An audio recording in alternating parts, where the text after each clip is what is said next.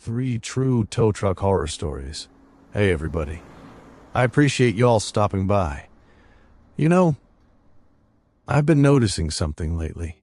Some of the best stories don't come from people looking for trouble. They come from people who are just trying to do their job. Truck drivers, janitors, police officers, security guards, tow truck drivers. They're the ones out there working while the rest of us are asleep. Driving roads most people avoid after dark, pulling into places that most folks wouldn't stop at in broad daylight. I guess when that's your job, you're bound to come across a few things that don't make much sense. Well, after the trucking stories, I started looking for stories from tow truck drivers. And just like before, I found three that really stood out to me. The people who shared them all claimed these stories really happened.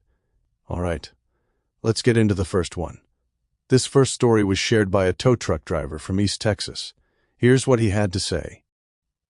I've been driving a wrecker for close to 12 years now. Folks think all we do is haul broke-down cars. Truth is, most nights we're hauling somebody's worst day.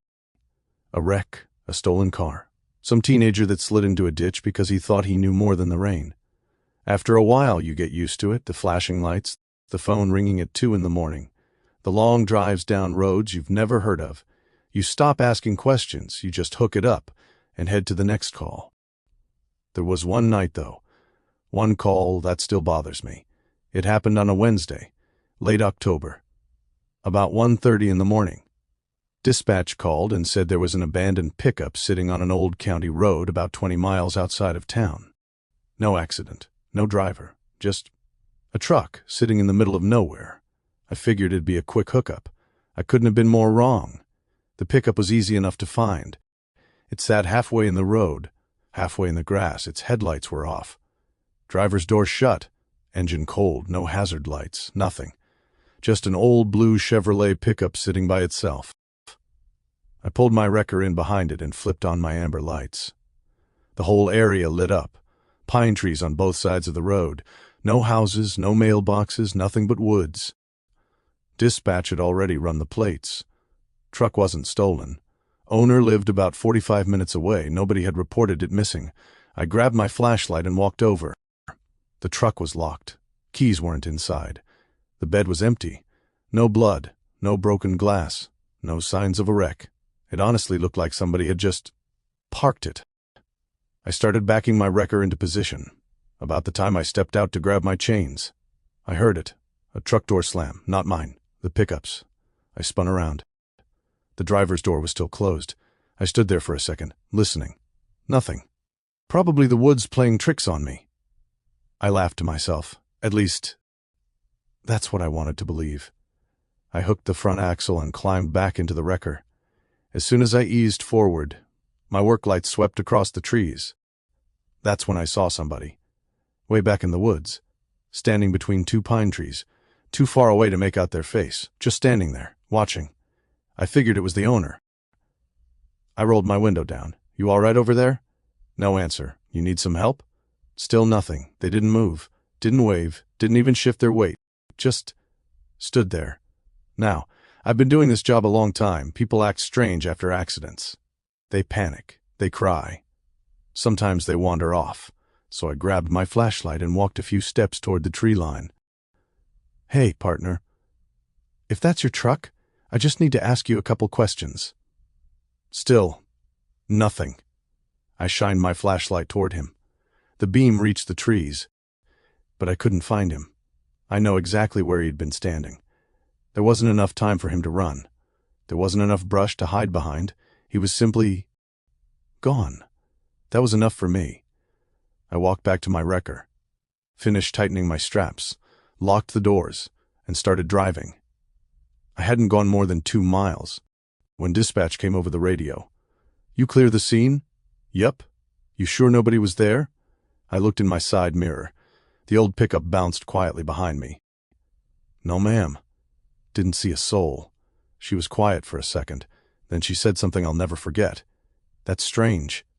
The sheriff's deputy just called. He said the owner of that truck died yesterday morning. I thought she was joking. She wasn't. Apparently his family had no idea how the truck ended up out there. Neither did the sheriff. I looked back in my mirror again. The pickup was still there, rocking gently behind my wrecker. I didn't say another word the rest of the drive. Man, that one's creepy. Not because somebody saw a ghost, but because everything about it sounds like it could have happened. An empty county road. A truck with nobody around. Then one little detail changes everything. All right, let's throw another log on the fire. Here's story number 2. This next story comes from a tow truck driver in the Appalachian Mountains. Now, I don't know if you've ever driven through those mountains at night, but from what I've heard, once the sun goes down, there are some stretches where you won't see another car for miles. Here's what he had to say. I've worked the mountains of eastern Kentucky for almost 15 years. If somebody wrecks, gets stuck, or slides off the road, odds are I'm the one they call. Most nights are pretty routine. Dead batteries, flat tires. People who think four-wheel drive means four-wheel stop. Then there's nights you remember forever. This happened about 4 years ago, just after midnight. Dispatch sent me to recover a sedan that had gone over an embankment. Single car accident, no injuries. The driver had already been picked up by an ambulance. All I had to do was pull the car back onto the road. When I got there, a state trooper was waiting. He pointed down into the trees. She's about 40 feet down. I grabbed my winch cable, hooked onto the frame, and started pulling. The whole car groaned as it climbed the hill. Branches snapped, mud rolled downhill. Everything seemed normal, until the inside dome light came on. I figured a door must have shifted. It happens. Then I saw movement. Somebody was sitting in the back seat. I stopped the winch, looked again. There wasn't much light, but I could have sworn someone was back there. I walked over to the trooper. Hey, I think somebody's still in the car. He frowned. Impossible. The paramedics already checked it. We both walked down the embankment. The back doors were crushed shut. The windows were intact. He shined his flashlight inside. Nothing. Empty. He looked at me and laughed. Guess you've been working too many night shifts. Maybe he was right. So we finished pulling it up. The whole time, I couldn't shake the feeling somebody was watching us. Once the car was on the road, I loaded it onto the bed. The trooper signed my paperwork, and I headed toward the impound yard. About 20 minutes into the drive, I checked my rearview camera, the same camera I always use to keep an eye on the vehicle behind me. That's when I saw it. Someone sitting upright, in the back seat. I nearly drove into the shoulder. I looked in my side mirror. Nothing. Looked back at the screen. There they were, not moving, just sitting there. I reached over and turned the monitor off. Counted to 5. Turned it back on. Empty. I told myself it had to be glare, or shadows, or my imagination. By the time I reached the impound yard, I almost believed myself. The yard manager met me outside. He walked around the car, then stopped. You haul anybody else with this? I laughed. No. He pointed toward the rear passenger window. There was somebody sitting right there when you pulled in. I felt every hair on my arm stand up. He walked over, looked inside. Nothing. The car was empty, always had been. Neither one of us said much after that. I unhooked the car, finished my paperwork, and drove home. About a week later, I went back to the impound yard to pick up another vehicle. That same sedan was still sitting in the corner. Exactly where I'd left it.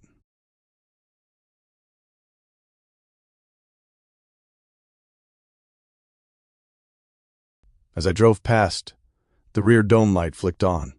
Then, slowly, it went back off. Nobody else seemed to notice. I didn't stop. I didn't ask questions. I just kept driving. Some things, you leave exactly where you found them. I don't know about y'all, but I think I'd be done with tow trucking after that one. It's one thing to imagine something.